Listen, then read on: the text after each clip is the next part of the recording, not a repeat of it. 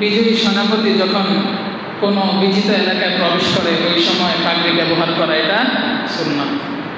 দাখালা রাসূলুল্লাহ সাল্লাল্লাহু আলাইহি ওয়াসাল্লাম ইয়াওমা ফাতহি মক্কাহ ওয়া আলাইহি আমামাতুন সাওদা। রাসূল করিম সাল্লাল্লাহু আলাইহি ওয়াসাল্লাম ফাতহি মক্কার দিন, মক্কা বিজয়ের দিন মক্কায় প্রবেশ করেছেন। এমন অবস্থায় রাসূল করিম সাল্লাল্লাহু আলাইহি ওয়াসাল্লামের মাথায় কালো পাগড়ি ছিল। মক্কা বিজয়ের দিন আল্লাহ রসুল যখন মক্কায় বিজয় বেশে প্রবেশ করেছেন তখন রসুলের মাথায় কী ছিল? কালো পাগড়ি ছিল। তাহলে বোঝা গিয়েছে বিজয়ী সেনাপতি যখন কোনো বিজিত এলাকায় প্রবেশ করে ওই সময় পাগড়ি ব্যবহার করা এটা সুন্নাত। আলহামদুলিল্লাহ, মহান আল্লাহ সুবহানাহু ওয়া তাআলার দরবারে লাখো কোটি শুকরিয়া যে আল্লাহ সুবহানাহু ওয়া তাআলা আমাদেরকে সপ্তাহের শ্রেষ্ঠতম দিন, পবিত্রতম দিন জুমার দিনে আল্লাহ তাআলার ঘর মসজিদে আসার, বসার, দিনই কিছু কথাবার্তা বলার এবং শোনার তৌফিক দান করেছেন। এই জন্য সকলে অন্তরের অন্তঃস্থল থেকে মালিকের দরবারে শুকরিয়া আদায় করি, আলহামদুলিল্লাহ। সম্মানিত হাজিরিন, আমি আপনাদের সম্মুখে পবিত্র কালামে মাজিদ থেকে একখানা আয়াত তেলাওয়াত করেছি এবং রাসূল করিম সাল্লাল্লাহু আলাইহি ওয়াসাল্লামের অসংখ্য অগণিত হাদিস থেকে একটি হাদিস আপনাদের সামনে উপস্থাপন করেছি। উক্ত আয়াতে কারিমা এবং হাদিসের আলোকে আপনাদের সম্মুখে রাসূল করিম সাল্লাল্লাহু আলাইহি ওয়াসাল্লামের অসংখ্য সুন্নাহ থেকে একটা গুরুত্বপূর্ণ সুন্নাহ পাগড়ি, পাগড়ি সম্পর্কে আপনাদের সামনে কিছু বিষয় তুলে ধরার চেষ্টা করব। আল্লাহ তাআলা তৌফিক দান করুক, সকলে বলেন আমিন। সম্মানিত হাজিরিন, রাসূল করিম সাল্লাল্লাহু আলাইহি ওয়াসাল্লাম পাগড়ি ব্যবহার করতেন বিভিন্ন সময়ে। হাদিসের মধ্যে বিভিন্ন সময়ের কথা উল্লেখ আছে। এক নম্বরে বিজয়ের সময় পাগড়ির ব্যবহার। মুসলিম শরীফের 1358 নম্বর হাদিস, عن جابر بن عبد الله رضي الله تعالى عنه أنه قال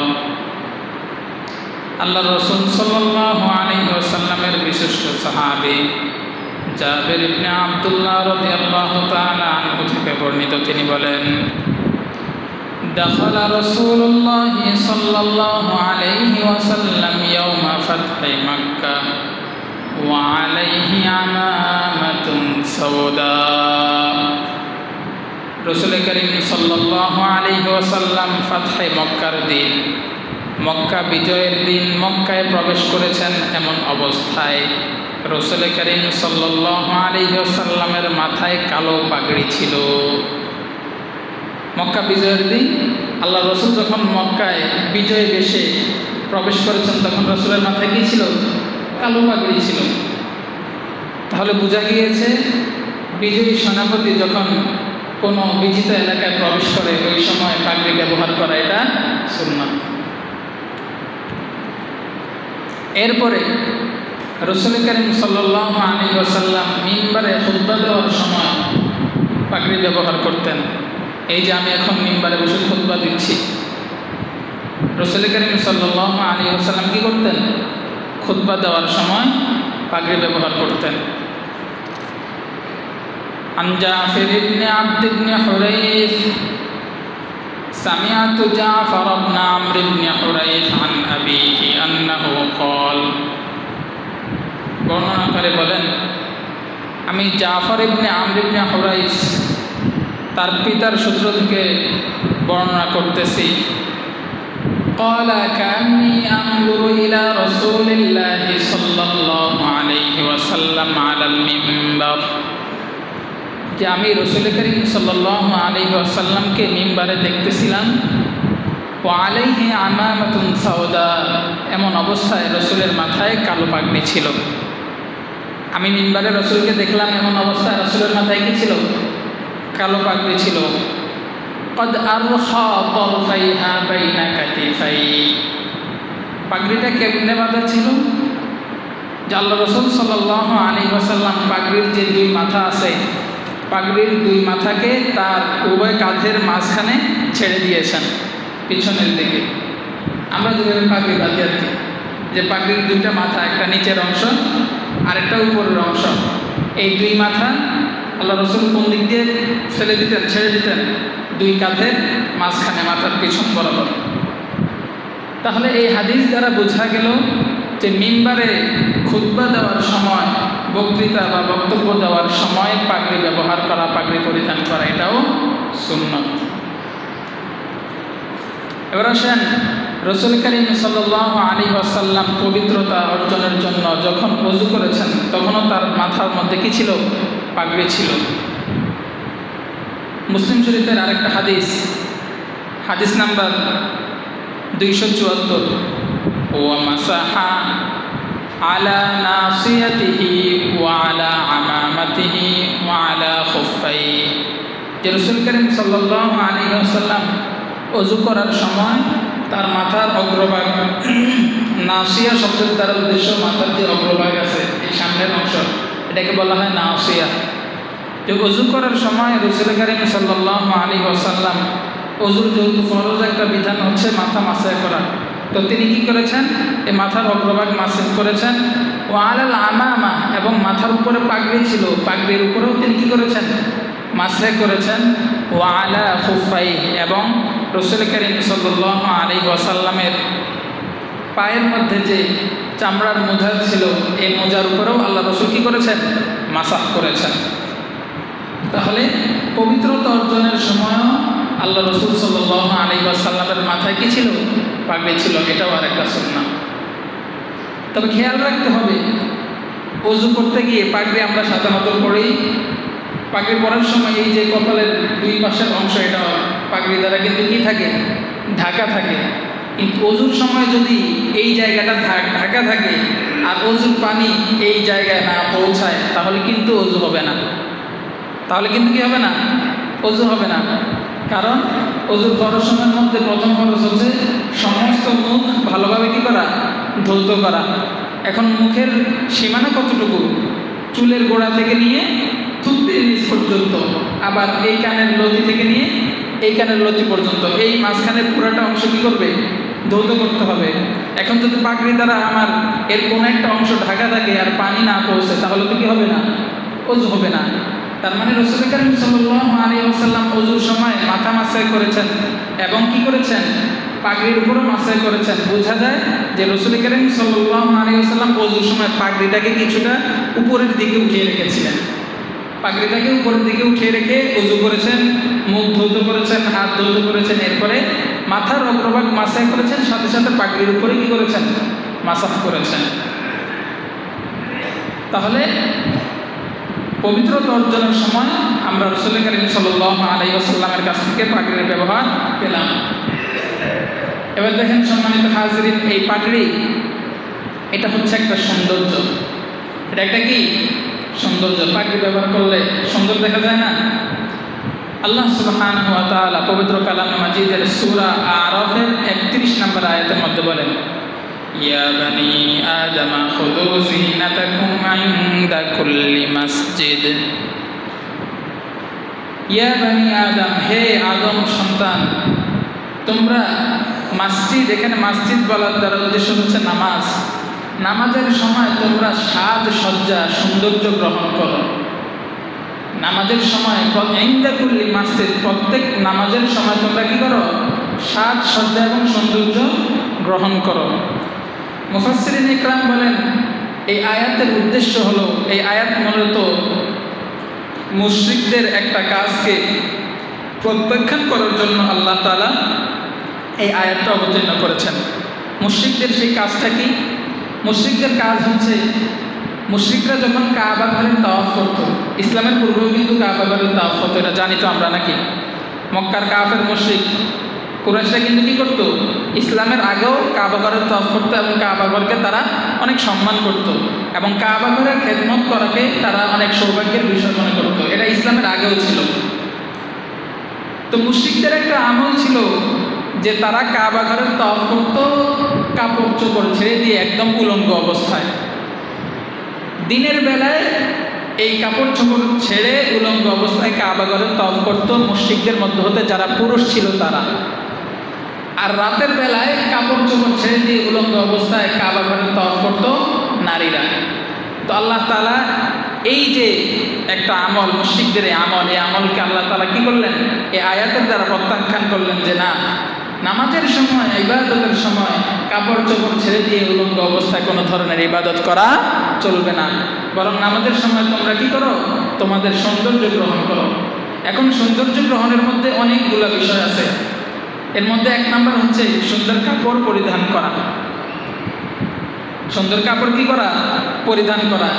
কাপড়ের মধ্যে সবচাইতে উত্তম কাপড় বা উত্তম পোশাক হচ্ছে সাদা রঙের পোশাক।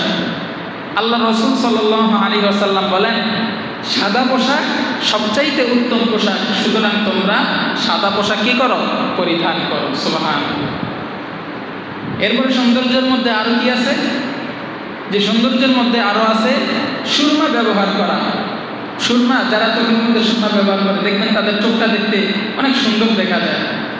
এই সুন্দর সুরমা দিলে যেমন চোখ সুন্দর দেখা যায়, এছাড়া সুরমার আরো অনেক ফায়দাও আছে। কি ফায়দা? সুরমা দিলে চোখের জ্যোতি বাড়ে, চোখের দৃষ্টিশক্তি কি করে, বৃদ্ধি হয়, এবং পাশাপাশি চোখের মধ্যে ভ্রু গজায়, নতুন ভ্রু গজায়। এটা হচ্ছে সুরমা দেওয়ার কি এই উপকারিতা। পাশাপাশি সুরমা ব্যবহার করা এটা আল্লাহ রাসূলের সুন্নাত। আল্লাহ রাসূল কি করতেন, সুরমা ব্যবহার করতেন। তো নামাজের সময় সৌন্দর্য অবলম্বন করার মধ্যে এটাও একটা সৌন্দর্য অবলম্বন করার মাধ্যম, সেটা হচ্ছে চোখের মধ্যে সুরমা ব্যবহার করা। আর কি সৌন্দর্য আছে, নামাজের সময় সুগন্ধি ব্যবহার করা, এটাও সৌন্দর্যের অন্তর্ভুক্ত। নামাজের সময় কি ব্যবহার করা, সুগন্ধি ব্যবহার করা, আতর ব্যবহার করা। অনেক মানুষ আছে বিভিন্ন জায়গায় যখন যায় খুব স্মার্ট হয়ে ভালো পোশাক পরে গায়ের মধ্যে আতর সেন্ট মেরে খুব সুন্দরভাবে দেয়, কিন্তু মসজিদে আসে একদম ফকিরের বেশে, নোংরা অবস্থায়, গায়ের যে ময়লা কাপড়টা আছে ওটা পরে কি করে নামাজ পড়তে চলে আসে। এটা করা উচিত না। একজন সাহাবী অথবা তাবিঈর ব্যাপারে বর্ণিত আছে, যিনি প্রায় 1000 মুদ্রা দিয়ে একটা চাদর খরিদ করেছিলেন। ওই সময়ের 1000 মুদ্রা কিন্তু অনেক, প্রায় লক্ষ টাকার উপর, আরো বেশি হবে। এত বিশাল দামি চাদর তিনি কি করেছেন, ক্রয় করেছেন, এবং তিনি বলেন আমি এটা পরে সবসময় কি করি, নামাজ আদায় করি। সুবহানাল্লাহ। তাহলে নামাজের জন্য সবচাইতে উত্তম পোশাকটা পরিধান করা, উত্তম পোশাক ব্যবহার করা, এটা কি সুন্নাহ। কারণ নামাজের সময় আমি কি করতেছি, আল্লাহর সামনে দাঁড়াচ্ছি। কার সামনে? আল্লাহর সামনে দাঁড়াচ্ছি। এটা আমাদের বোঝার বিষয়। দুনিয়ার কোনো রাজা বাদশাহ অথবা কোনো প্রধানমন্ত্রী বা সাধারণ কোনো মন্ত্রীর দরবারে যদি আমরা দাওয়াতপ্রাপ্ত হই, সেখানে কি আমরা নর্মাল পোশাকে চলে যাব? যাব না। আমরা আমাদের পোশাক সমূহের মধ্যে সবচাইতে উত্তম পোশাক, ওই পোশাকটা পরিধান করে যাতে আমাকে দেখতে সুন্দর দেখা যায়, আমাকে দেখতে যেন খারাপ না লাগে, আমার গায়ে থেকে যেন কোনো দুর্গন্ধ বের না হয়, এরকম সুন্দরভাবে নিজেকে প্রস্তুত করে স্মার্ট হয়ে আমরা ওই রাজা বাদশাহ অথবা প্রধানমন্ত্রীর সামনে কি করব, উপস্থিত হব। কিন্তু সকল বাদশাদের বাদশাহ, সকল রাজাদের রাজা, আহকামুল হাকিমিন আল্লাহ রাব্বুল আলামিনের দরবারে মসজিদের মধ্যে আমরা আল্লাহর সামনে উপস্থিত হই, কিন্তু আমাদের মধ্যে কোনো ধরনের অনুধাবন নাই। আমরা একদম নর্মালভাবে উপস্থাপন হই, একদম নর্মাল যে কাপড় আছে ওই কাপড়টা পরে মসজিদের মধ্যে আসি, এবং আমাদের গায়ে থেকে অনেক সময় দুর্গন্ধ বের হয়, এমন অবস্থায় আমরা মসজিদের মধ্যে আসি। বিষয়টা এখানে জায়েজ না জায়েজের বিষয় না। আপনি যদি নর্মাল কাপড় পরে আসেন কিন্তু আপনার কাপড় যদি পবিত্র থাকে, তাহলে নামাজ পড়লে কিন্তু নামাজ কি হয়ে যাবে। তো বিষয়টা এখানে জায়েজ না জায়েজের বিষয় না, বিষয়টা হচ্ছে জায়েজ এবং উত্তমের বিষয়। আপনি জায়েজ কাজটা করবেন নাকি উত্তম কাজটা করবেন? অবশ্যই এখানে উত্তম কাজটা করা উচিত, যেহেতু আপনি আল্লাহ তাআলার সামনে দাঁড়াচ্ছেন। তো সম্মানিত হাজিরিন, বলতেছিলাম আল্লাহ তাআলা বলেছেন নামাজের সময় সৌন্দর্য অবলম্বন করা, সৌন্দর্য গ্রহণ করা। এটার মধ্যে কয়েকটা কথা বললাম। একটা হচ্ছে সুন্দর পোশাক পরিধান করা, পোশাকের মধ্যে উত্তম পোশাক হচ্ছে সাদা রঙের পোশাক। 2 নম্বর হচ্ছে সুরমা ব্যবহার করা, 3 নম্বরে সুগন্ধি ব্যবহার করা, 4 নম্বরে পাগড়ি পরিধান করা। পাগড়ি পরিধান করা এটাও কি সৌন্দর্য গ্রহণের অন্তর্ভুক্ত। তাহলে এগুলো যদি আমরা করতে পারি তাহলে আল্লাহ তাআলার বর্ণিত এই আয়াতের উপর আমাদের আমল হবে। ইয়া বানি আদম খুযু যিনাতাকুম ইনদা কুল্লি মাসজিদ, হে আদম সন্তান, প্রত্যেক নামাজের সময় তোমরা সৌন্দর্য গ্রহণ করো, সৌন্দর্য অবলম্বন করো। তাহলে আরেকটা পেলাম পাগড়ি, এটা সৌন্দর্যের অংশ। এরপরে আল্লাহ রাসূল সাল্লাল্লাহু আলাইহি ওয়াসাল্লাম যেভাবে পাগড়ি ব্যবহার করেছেন তেমনিভাবে রাসূল করিম সাল্লাল্লাহু আলাইহি ওয়াসাল্লামের সাহাবীরা এবং তার পরবর্তী তাবিঈগণ কি করেছেন? পাগড়ি ব্যবহার করেছেন। রাসূল করিম সাল্লাল্লাহু আলাইহি ওয়াসাল্লামের বিশিষ্ট সাহাবী, ইসলামের দ্বিতীয় খলিফা ওমর ইবনে খাত্তাব রাদিয়াল্লাহু তাআলা আনহু, তার ছেলে নাম আব্দুল্লাহ, যিনি আব্দুল্লাহ ইবনে ওমর রাদিয়াল্লাহু তাআলা আনহু হিসেবে পরিচিত, অনেক বড় মাপের সাহাবী, অনেক ইলমওয়ালা সাহাবী। তো তার ব্যাপারে একটা হাদিস আছে যে কানা ইযা দাখালা মক্কা, হযরত আব্দুল্লাহ ইবনে ওমর রাদিয়াল্লাহু তাআলা আনহু যখনই মক্কায় সফরে যেতেন, কানা লাহু হিমারুন ইয়াতারাওয়াহু আলাইহি ইযা মাল্লা রুকুবা রাহিলা, যখন তিনি সফরের ইচ্ছা করতেন, সফরের জন্য প্রস্তুত হতেন, তখন তার একটা গাধা ছিল, এই গাধার উপর তিনি কি করতেন? সাওয়ার হতেন। ও আমামাতুন, এবং তার একটা পাগড়ি ছিল, যখন তিনি সফরের উদ্দেশ্যে বের হতেন, ইয়াশুদ্দু বিহা রাসাহু, এই পাগড়ি দিয়ে তার মাথাকে তিনি খুব শক্তভাবে বেঁধে নিতেন। তাহলে বোঝা গেল এই হাদিস দ্বারা যে সফরের সময় পাগড়ি ব্যবহার করা এটাও সুন্নতের অন্তর্ভুক্ত। দেখেন সম্মানিত হাজিরিন, রাসূল করিম সাল্লাল্লাহু আলাইহি ওয়াসাল্লাম যেই সমস্ত আমল তার জীবদ্দশায় বাস্তবায়ন করেছেন সেগুলো তো সুন্নাত, পাশাপাশি রাসূল করিম সাল্লাল্লাহু আলাইহি ওয়াসাল্লামের সাহাবীরা এবং তাবিঈগণ যেই সমস্ত আমল বাস্তবায়ন করেছেন ওগুলোও কিন্তু সুন্নতের অন্তর্ভুক্ত। কারণ আল্লাহ রাসূল সাল্লাল্লাহু আলাইহি ওয়াসাল্লাম বলেছেন, আলাইকুম বিসুন্নতি ওয়া সুন্নাতিল খুলাফাইর রাশিদিনাল মাহদিয়্যিন, তোমাদের উপর আবশ্যক হলো আমার সুন্নতকে আঁকড়ে ধরা এবং আমার খোলাফায়ে রাশিদিন, হেদায়েতপ্রাপ্ত খোলাফায়ে রাশিদিনদের সুন্নত কি করা? আঁকড়ে ধরা। আর হাদিস, আমরা যে হাদিস বলি, হাদিসের কিন্তু ব্যাখ্যা হচ্ছে রাসূল করিম সাল্লাল্লাহু আলাইহি ওয়াসাল্লামের কথা, কাজ এবং মৌন সমর্থন, পাশাপাশি সাহাবায়ে কেরামের কথা, কাজ, মৌন সমর্থন, এই সবগুলাকেই কি বলে? হাদিস বলা হয়। সুতরাং আল্লাহ রাসূল সাল্লাল্লাহু আলাইহি ওয়াসাল্লাম যেভাবে পাগড়ি ব্যবহার করেছেন, এটা পাগড়ি ব্যবহার করা আল্লাহ রাসূলের সুন্নাত, তেমনি সাহাবায়ে কেরাম কি করেছেন? পাগড়ি ব্যবহার করেছেন। সুতরাং পাগড়ি ব্যবহার করা সাহাবায়ে কেরামেরও সুন্নাত। তাহলে আব্দুল্লাহ ইবনে ওমর রাদিয়াল্লাহু তাআলা আনহু যখন সফরে যেতেন তখন তার মাথায় পাগড়ি ব্যবহার করতেন। এবার আসেন একজন তাবিঈ থেকে বর্ণিত, তিনি বলতেছেন, আমি আতা ইবনে ইয়াজিদ আল-লাইসিকে দেখলাম কাইমান ইউসাল্লি, যে আতা ইবনে ইয়াজিদ আল-লাইসিকে দেখলাম তিনি নামাজ পড়তেছেন, ওয়া আলাইহি আমামাতুন, এমন অবস্থায় তার মাথার মধ্যে কি আছে? পাগড়ি আছে। তাহলে এই হাদিস দ্বারা বোঝা যায় নামাজের সময় পাগড়ি ব্যবহার করা এটাও সুন্নতের অন্তর্ভুক্ত। তাহলে সম্মানিত হাজিরিন, অনেকগুলো বিষয় আপনাদের সামনে উপস্থাপন করলাম, বিভিন্ন সময় পাগড়ির বিভিন্ন ব্যবহার। তাহলে বোঝা গেল পাগড়ি ব্যবহার করা আল্লাহ রাসূলের সুন্নাহ। এখন এই পাগড়ি নিয়ে আমাদের সমাজে অনেকে পাগড়িকে খুব দৃষ্টিকটুভাবে দেখে, পাগড়িকে কটাক্ষ করে, এবং পাগড়ির যে সুন্নাহ এটা আমাদের মধ্যে নাই বললেই চলে। সাধারণ মানুষের মধ্যে তো নাই, ওলামা একরাম যারা আছে তাদের মধ্যেও পাগড়ির ব্যবহার নাই বললেই চলে। আছে নাকি? নাই। ওই গুটি কয়েক কিছু আলেম কিছু কিছু সময় পরিধান করে। এখন যাই হোক, কেউ যদি এই পাগড়ি পরিধান করে, এখন যেমন আমি পাগড়ি পরিধান করেছি খুতবা দেওয়াকালে, আমি এই সময়ের সুন্নাহটা কি করতেছি? পালন করতেছি। তো কেউ যদি কোনো বিশেষ কাজকে সামনে রেখে পাগড়ি ব্যবহার করে তাহলে তাকে কটাক্ষ করা যাবে না, উপেক্ষা করা যাবে না, উপহাস করা যাবে না, বরং সে যে ওই সময়ের কিছু সময়ের জন্য সুন্নতকে কি করতেছে? আঁকড়ে ধরতেছে, সুন্নতে পালন করতেছে, এই জন্য তাকে কি করা দরকার? সাহস দেওয়া দরকার, তাকে তার প্রতি কোনো উপহাস করা উচিত না।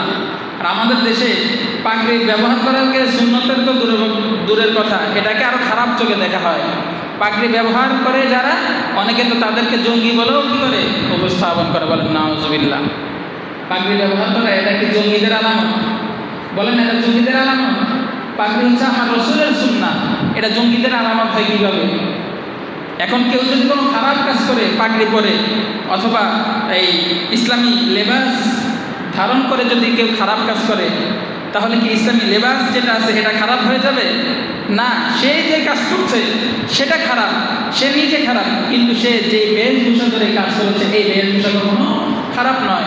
এখন কেউ যদি কোনো সন্ত্রাসী কর্মকাণ্ড ঘটায় পাগড়ি পরিধান করে, তার মানে কি এই পাগড়িটা খারাপ?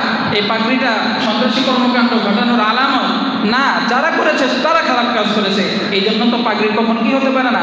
খারাপ কাজ হতে পারে না। এরপরে আমরা এই পাগড়িকে বিভিন্ন এই দলের মধ্যে অন্তর্ভুক্ত করে দিছি। কেউ যদি সবুজ পাগড়ি পরে এটা হচ্ছে চরমনের পাগড়ি, এটা চরমনের লোক। কালো পাগড়ি পরলে এটা শর্ষিনার পাগড়ি, এটা শর্ষিনার লোক।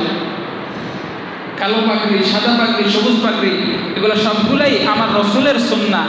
এগুলা করলে কাউকে কটাক্ষ করা, কাউকে জোর করে কোনো দলের মধ্যে অন্তর্ভুক্ত করে দেওয়া, এটা মোটেও আমাদের জন্য সমীচীন নয়। পাগড়ি আল্লাহ রসুলের সুন্নাহ। এখন কোনো বিশেষ দল যদি সেটা কোনো একটা রঙকে বেছে নেয়, গ্রহণ করে নেয়, করতে পারে, অসুবিধা কি?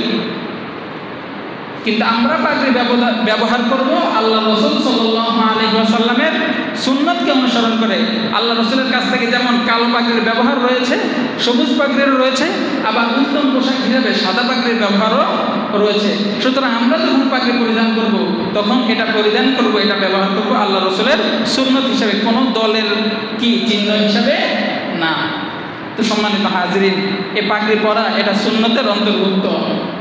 এমনকি এটা এমন একটা সুন্নত যেটা বর্তমান সময়ে অনেকটাই অবহেলিত, অনেকটাই অবহেলিত। বেশিরভাগ মানুষ পাগড়ি পরেই না। কিছু কিছু মানুষ মনে করে পাগড়ি এটা ওলামা একরাম পরিধান করবে। পাগড়ি কারা পরিধান করবে? ওলামা একরাম, আলেম যারা আছে মসজিদের হুজুর, ইমাম বা খতিবেরা পাগড়ি পরিধান করবে, সাধারণ মানুষ পাগড়ি পরিধান করবে না। না, আল্লাহ রসুলের সুন্নাহ, আমি মুসলিম হিসাবে, আমি আমি একজন মুসলমান হিসাবে আমি পাগড়ি ব্যবহার করব, এটা আল্লাহ রসুলের সুন্নাত। আল্লাহ রসুলকে ভালোবেসে আমি পাগড়ি কী করব? ব্যবহার করব।